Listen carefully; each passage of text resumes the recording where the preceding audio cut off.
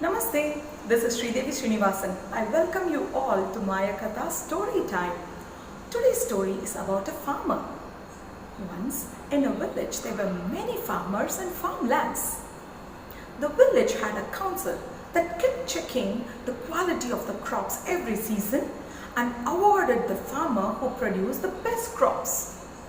It was Farmer Ramu who received this award consecutively for 3 times.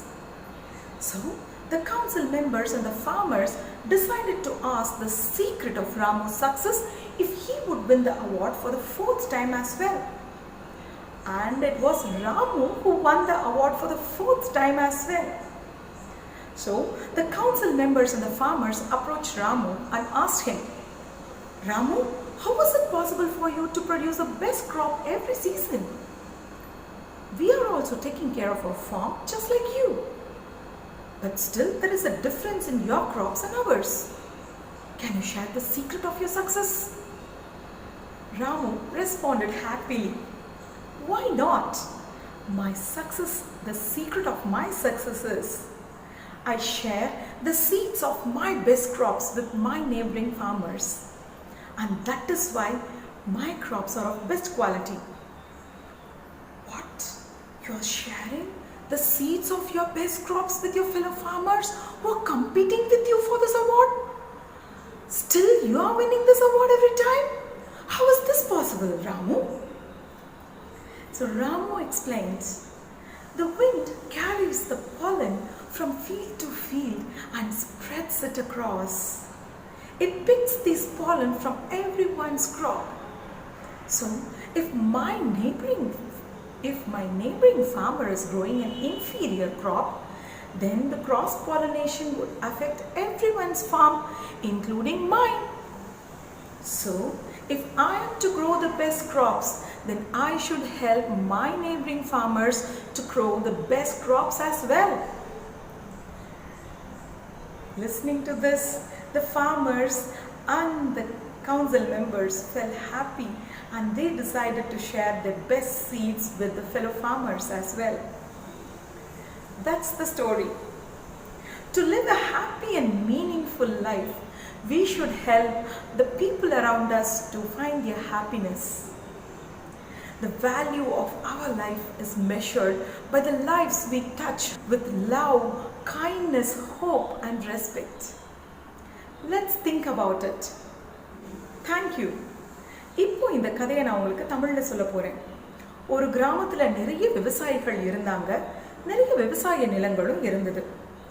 ஒவ்வொரு பருவத்திலையும் விளையிற பயிர்கள்ல இருந்து தரமான பயிர்கள் விளைவிக்கிற விவசாயிக்கு ஒரு குழு விருதுகள் வழங்கி வந்தாங்க. தொடர்ச்சியா 3 முறையா விவசாயி ராமு தான் இந்த விருதை வாங்கிட்டு இருக்காரு.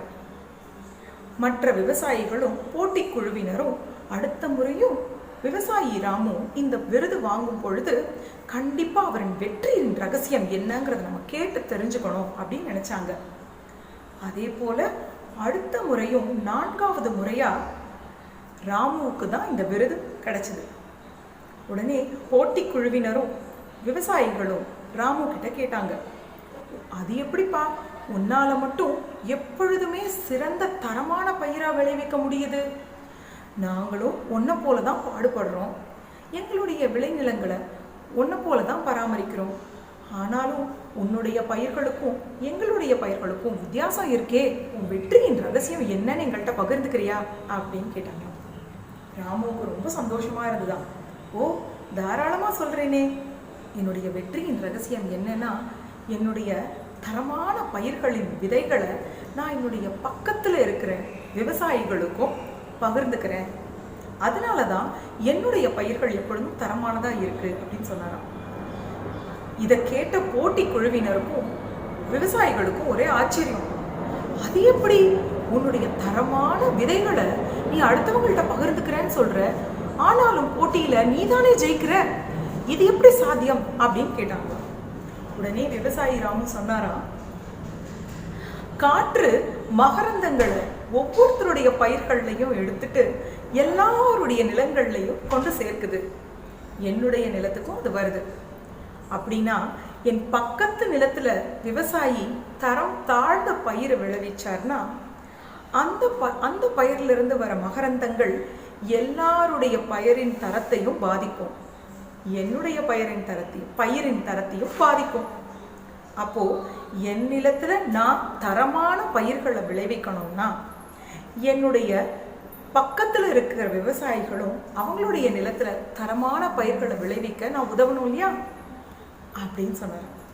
இதை கேட்ட போட்டி குழுவினருக்கும் மற்ற விவசாயிகளுக்கும் ரொம்ப ஆச்சரியமா இருந்ததா.